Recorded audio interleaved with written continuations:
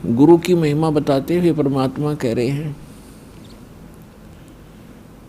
कि सुखदेव नाम के ऋषि को गर्भ में ही, माँ के गर्भ में ज्ञान हो गया था कि मनुष्य जीवन केवल परमात्मा प्राप्ति के लिए ही प्राप्त होता है,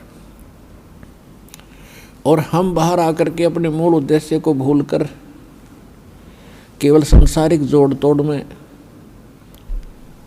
इन कोठी बंगले के बनानों में ही अपना जीवन नष्ट करके और एक हारे हुए जुहारी की तरह हाथ मसलते हुए चले जाते हैं।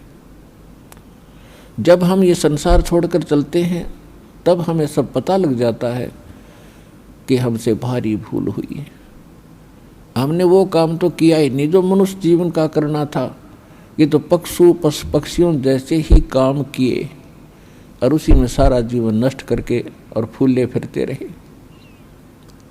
फिर ये वहाँ जाके रोता है जीव धर्मराज के सामने खड़ा होकर के, जहाँ इसका न्याय किया जाता है, इसका हिसाब होता है। तब बहुत रोता है, बहुत पछताता है, इसको पश्चाताप करता है। फिर इसको सब बातें याद आती हैं कि जब तू मानव शरीर प्राप्त करके यहाँ से गया था, कितना शुक्र मनाया था भगवान का, और क्या क्या प्रॉमिस किया था, भगवान भक्ति गणी करूँगा और पेट गुजारा तो आपने ही देना है दाता। तो उस समय उसको याद आती हैं वो बातें।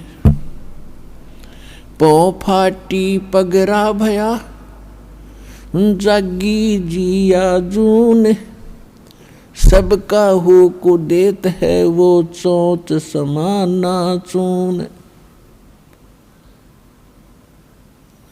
सभी प्राणियों का, जितने भी ब्रह्मांडों के अंदर जितने प्राणी हैं, सबका वो परमात्मा पालन करता है और सभी की उसको चिंता है। क्योंकि माँ के गर्भ में जब ये बालक होता है उस समय ना माता सहाय कर सकती है, ना को पिता का सहयोग वहाँ काम कर सकता है।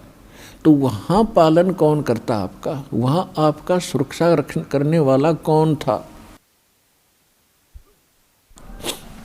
तो वहाँ भी उस परमेश्वर ने ही आपकी सुरक्षा की, आपका पोषण किया। चाहे जुगाड़ कुछ भी जोड़ा उसने, कोई तरीका बनाया, माँ की नाभि से आपकी नाभि जोड़ दी